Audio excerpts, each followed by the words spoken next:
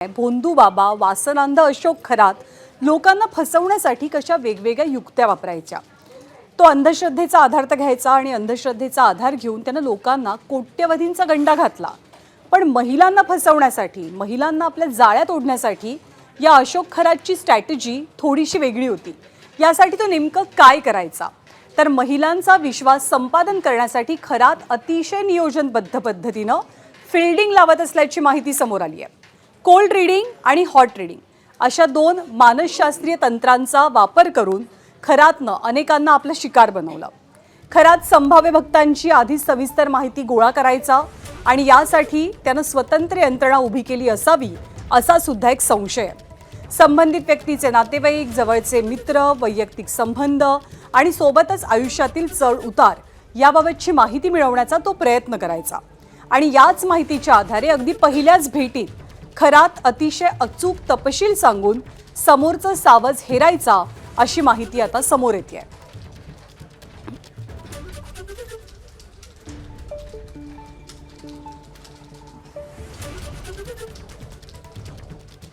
तर लोकांना फसवण्यासाठी आणि लोकांचा विश्वास संपादन करण्यासाठी जी कोल्ड अँड हॉट रीडिंग पद्धत खरात वापरायचा, या पद्धती नेमक्या काय आहेत आपण पाहूया।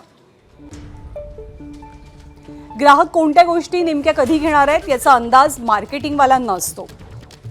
कोल्ड रीडिंग म्हणजे काय हे आपण पाहतोय। स्थिती पाहूनच पेशंटला नेमका त्रास काय होतोय हे डॉक्टर ओळखतात। त्या व्यक्तीचं वय, त्याची कौटुंबिक पार्श्वभूमी आणि त्याच्या आयुष्यात असलेले ताणतणाव याचा स्वरूपाचा अंदाज बांधणं म्हणजे कोल्ड रीडिंग।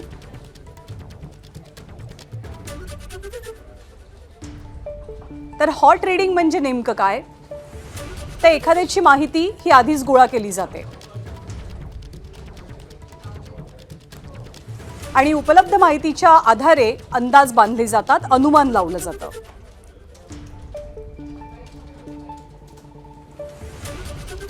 तर हीच कोल्ड आणि हॉट रीडिंग पद्धत खरात वापरायचा। हॉट रीडिंग म्हणजे प्रत्यक्ष भेटीत एखादी गोष्ट जर खरी निघाली तर संबंधित व्यक्तीवरती समोरच्या व्यक्तीचा विश्वास बसतो।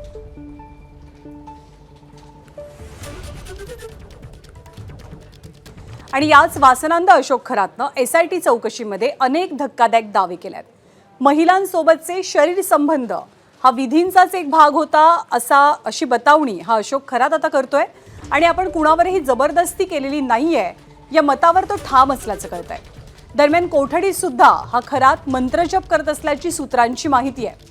यापुढे आता आपण केवळ आपल्या मेंदूचंच ऐकणार असं सुद्धा भोंदू बाबा अशोक खरात सांगतोय।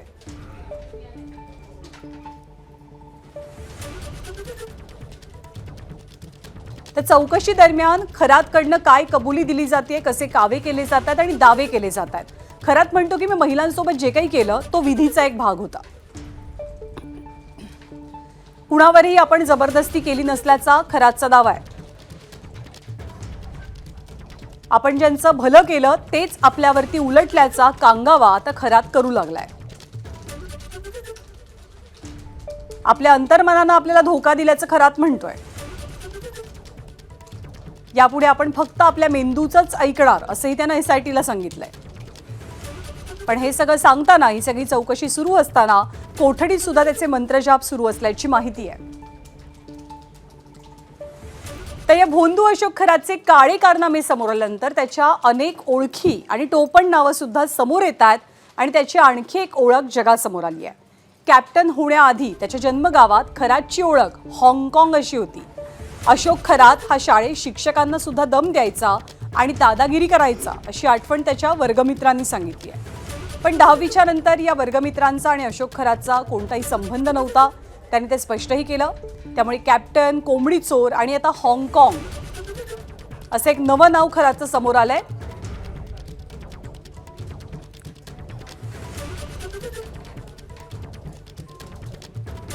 शाळेमध्ये थोडा तो ॲडव्हान्स होता। शिक्षक लोकांना सर डायरेक्ट असं बोट वर करायचा, जास्त बोलायचं नाही, गप्प करायचं। ते अशी जी चर्चा सुरू आहे का तो घरून अंडे आणायचा आणि शाळेत विकायचा, असं कधी?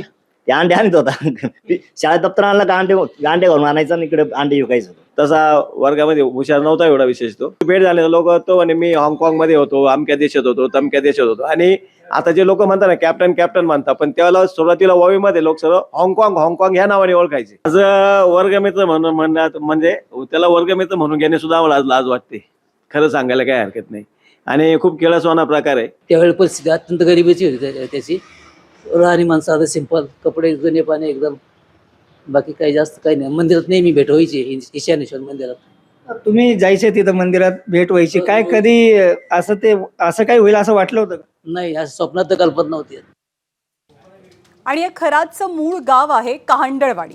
या कहांडळवाडीमधल्या नागरिकांचं या सगळ्या प्रकाराबाबत नेमकं काय म्हणणं आहे हे जाणून घेण्यासाठी एबीपी माझाची टीम थेट या गावात जाऊन पोहोचली. सिन्नर तालुक्यातील कहांडळवाडी हे खरातचं जन्मगाव आहे. इथले ग्रामस्थ आणि खरातचे काही नातेवाईक यांनी काय म्हटलंय आपण पाहूया. माणूस चांगला होता आणि वाईट झाला अशी गमत झाली आता. चांगला कसा म्हणायचं नाही त्याला? नाही, काय होतं समाजामध्ये असले हो माणूस चांगला मानतात, तर जेव्हा त्यांना कृत्य केलं तेव्हा वाईट मानतं, म्हणावंच लागणार आहे. बरोबर. या गोष्टी आहे की नाही. आता तुम्ही तुम्ही त्याला आता काय माझ्या संग बोल राहिले, ऐकून घ्या. तुम्ही माझ्या संग बोल राहिले, आज तुम्ही चांगले प्रकी बोल राहिले. तुम्ही वाईला गेले तर वाईट कृत्य केलं आम्ही जाऊ, मग तेव्हा वाईट म्हणा होणार. मला, बरोबर. या गोष्टी आहे की मग नाही. आता तुम्ही काय म्हणाल? आता काय म्हणाल तुम्ही? आता म्हणाला काही जागा राहिली नाही. आता म्हणाला काही जागा राहिली नाही. हम्म. तो विषय आता लय मोठा आहे आणि आता आम्ही म्हणून काही शकत नाही. आता आमचा माणूस आहे आणि आमचे पाहुणे आहे, ते विषय नाही, तर आम्ही काही बोलू शकत नाही या गोष्टीवर. आम्ही गावकीचा प्रश्न नाही बोलू. गावकीचा प्रश्न आहे. हा प्रश्न स्थानिक नाही राहिले. बर. कसं आपण काही बोललो तर गावामध्ये काही होऊ शकतं काहीच नाही. नाही काय? पण गावकीचा प्रश्न आहे त्यामुळे आमचं गाव शांत आहे, आमच्या गावात काहीच नाही. काय वाटतं या सगळ्या प्रकाराबद्दल? मला नाही काही माहितीच नाही, आयडियाच नाही काही. माहित नाही की बोलायचं नाही? नाही बोलायचं काही नाही सर, आता ते बाहेर मी काय सांगतो. अशोक खरातांबद्दल काय चाललंय? हे काही सांगता येणार नाही. नाही, त्यांना अटक झाली हे तर माहिती आहे. हे सुद्धा माहित नाही. माहित नाही. तर हे वास्तव आहे. या लोकांच्या प्रतिक्रिया आहेत अशोक खरातच्या मूळ गावातल्या गावकऱ्यांच्या आणि त्याच्या भावकीतल्या काही लोकांच्या. पण याच अशोक खरातला काही वर्षांपूर्वी अर्धांग वायूचा झटका आलेला होता.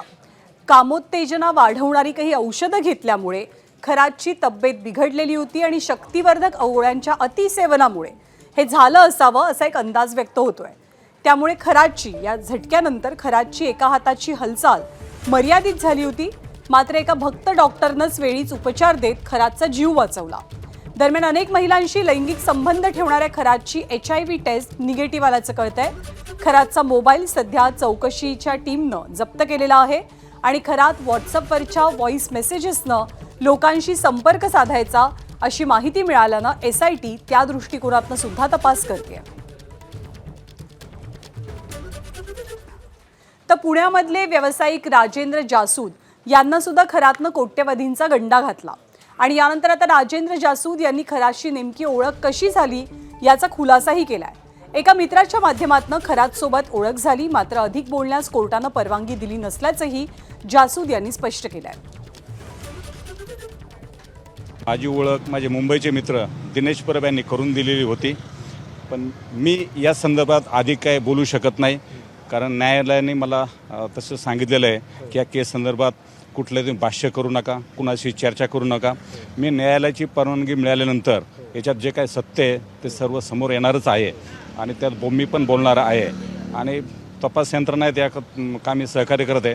हे सगळं तपास यंत्रणा झालं, तपास झाला की मी आपल्याला मीडियासमोर येऊन सर्व बोलेन.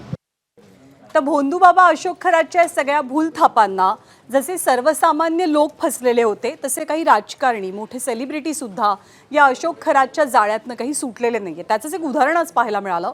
नाशिकचे माजी खासदार हेमंत गोडसे हे सुद्धा या सगळ्या वादाच्या केंद्रस्थानी आलेत. अशोक खरातला हात दाखवून भविष्य जाणून घेतानाचा हेमंत गोडसेंचा व्हिडिओ समोर आलाय, पण या व्हिडिओची नेमकी तारीख काय आहे हे काही समजू शकलेलं नाहीये. तर हेमंत गोडसेंनी याबद्दल अजून कोणतीही प्रतिक्रिया किंवा स्पष्टीकरण दिलेलं नाहीये.